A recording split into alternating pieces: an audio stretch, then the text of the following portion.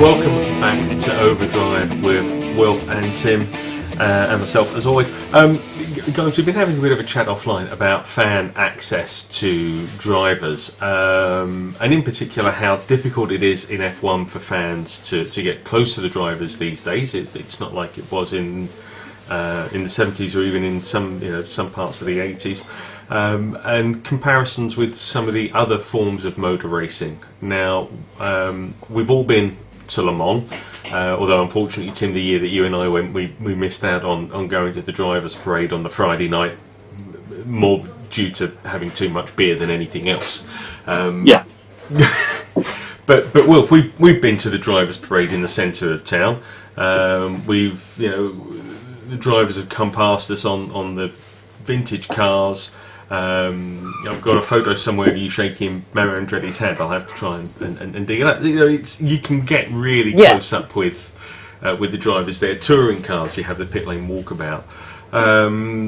We've seen it in NASCAR and in IMSA GT, Australian V8 supercars, where fans get, they have the opportunity to get up there and interact with the drivers.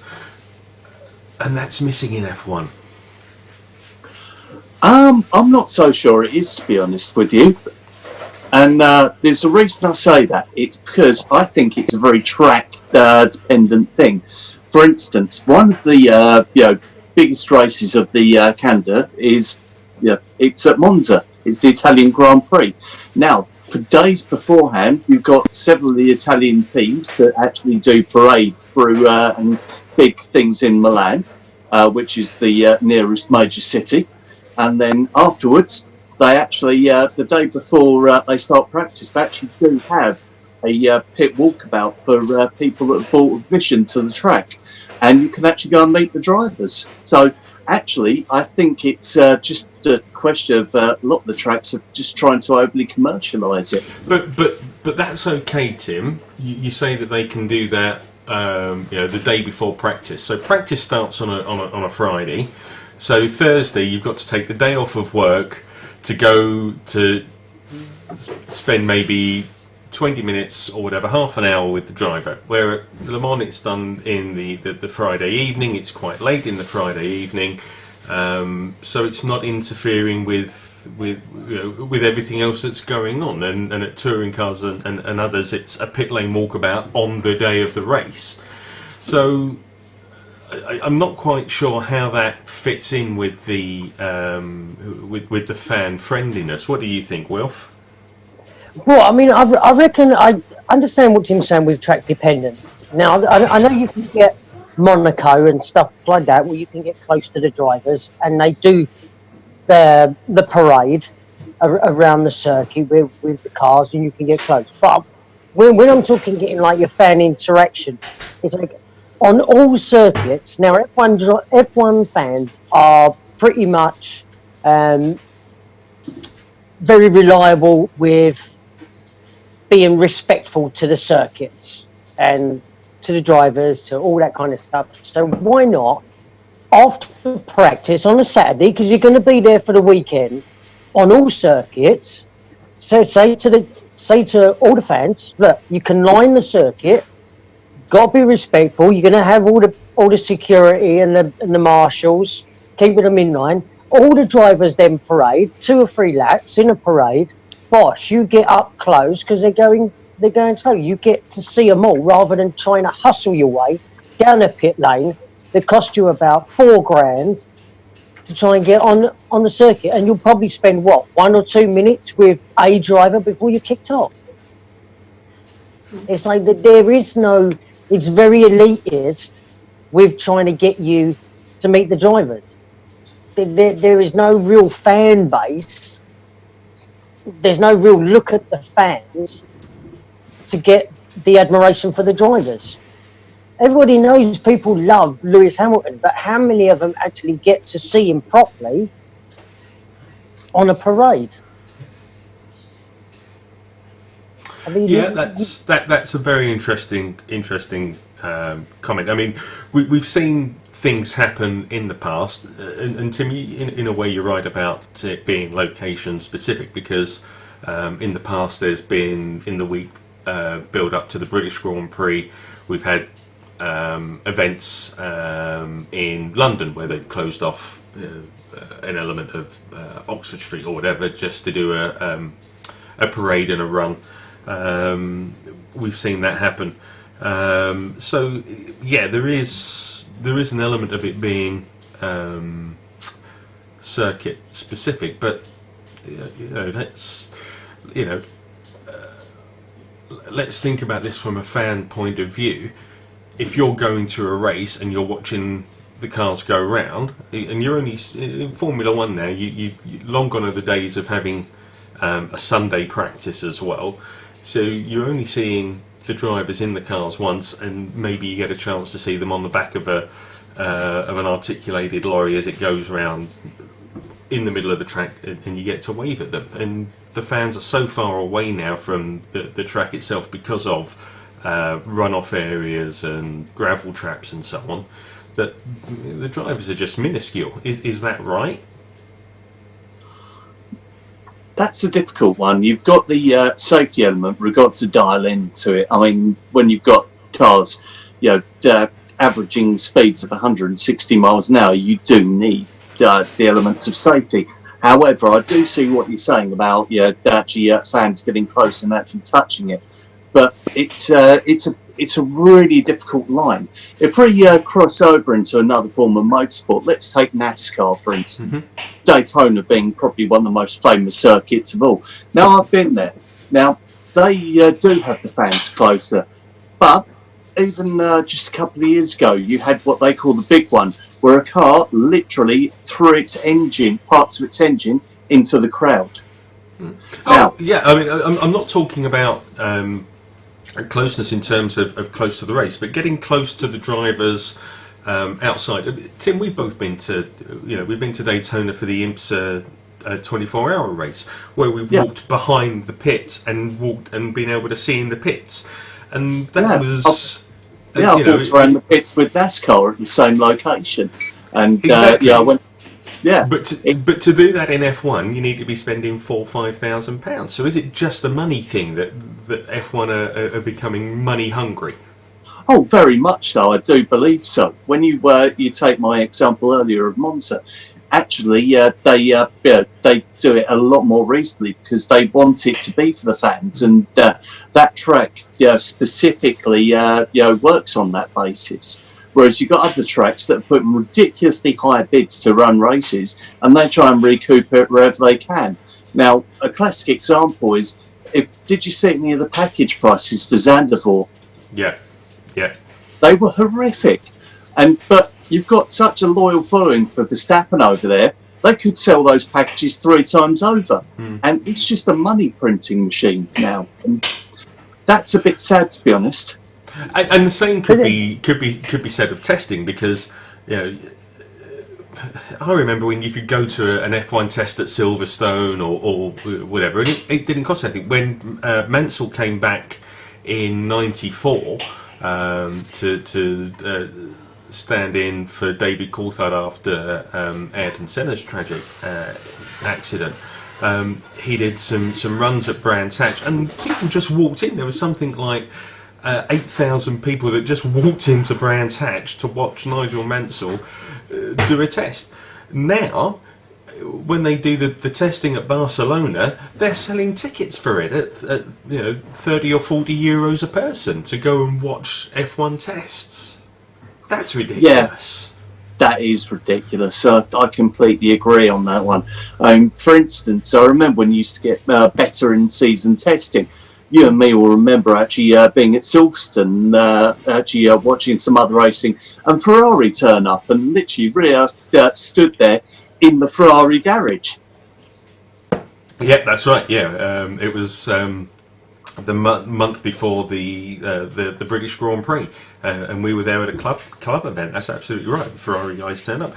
I mean, Wilf, let's think about touring cars. Touring cars seem to have it right, where they have an organised pit walk, and it's the same with TCR.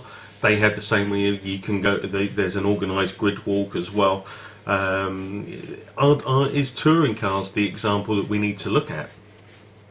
Well, I think, yeah, but touring cars have it differently because then they do two different races and they can separate out the fan influx to the grid walk. So obviously you can have one set come in on the race one, you can have one set come in on race two. So you've got a bit of a logistics point with touring cars where you can let one fans in, then a second lot of fans in. So you're not sort of huddling too many in at one time. But yeah, they are getting it like on point, as it were, where you can get a lot more access to them without being hindered by a cost. And I think it does fall down really mainly to a cost bracket where the circuits are being charged so much to host the race that they have to price out their fans to recoup the money, which means that they don't get no access because the fans just can't afford the access via the tickets to see the race. Okay, here's a thought then. What about if you said, okay, we're going to have, at every track, we're going to have an area or a place where you've got half an hour's access to the drivers. It's ticket only. You need to have a special ticket, but that ticket's another, I don't know, £10, £15, whatever. So we're working in pounds. Then maybe if you said $15, $20, that US dollars, that sort of thing, yeah. So yeah. Okay, that's the price for it. But you've got half an hour then to walk around the fans. There's a limit of, I don't know, X number of tickets that are available. There you are. And that's already actually done, to be honest. I can, say from experience at Daytona, with the Daytona 500, they've got a pit lane pass, and literally, it's an add-on. Yeah, and but you do that, you get to meet the drivers. Yeah, but to do that in Formula One, you have to be in the paddock club, and a paddock club hospitality ticket is £5,000 per person. Oh, so, very much. I completely agree. I think there should be a wider access thing. It's, I think they really need to review how they're doing it. I think, to be honest, Formula One has learnt a lot from NASCAR already, but I think there is more to learn. I think they need to learn more by looking at the other forms, like you say, like from NASCAR, from GT, from touring car, not via how they do the races. I mean, they're fine with all that, but it's how they need to look at the fan access with what you're giving back to the fans. So I buy a ticket, I expect, if I'm paying $6-7 grand for a ticket, then I expect a lot of access. Do you know what I mean? But you're not getting that if you spend $7 grand at the moment. You're going to get, I can get onto the grid walk where another 1,000 people are all bundling down onto the circuit. Even on the circuit, when you've got them on the grid, you've still got all the crews.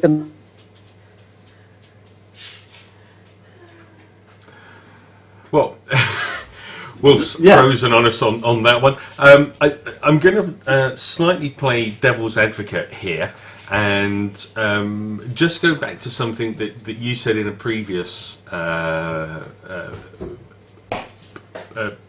episode that we had, Tim, where you said, okay, the Formula One at the moment is so concentrated on the television audience. There's maybe at a racetrack you've got 80 or 90,000 people paying at the gate, but the TV audience is massive. So everything's focused on the TV audience. And in fairness to what we're seeing with Chase Carey and Liberty Media, a lot of work there with the fans. The stuff they've done with AWS on the insights has been really good. A lot of the graphics and the information that's available, fantastic. Have they spent too much time focusing on the TV audience and not enough time focusing on the trackside audience? I think you could argue that, to be honest. I think we also need to, with that type of argument, though, we do need to be quite aware that actually the TV side of it needed improving as well. And, okay, they've focused all their efforts on the TV, but they've very much got most of that right now.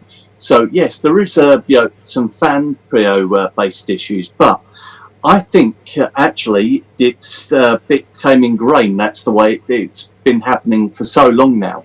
Now, I actually think there might be an opportunity with the current tragic worldwide happenings that actually we're not really going to get fans at races. So I think the tracks need to completely rethink how they're going to do it. There's maybe one or two examples about how they get it right for their location. Another good example being one that Wilf brought up at Monaco.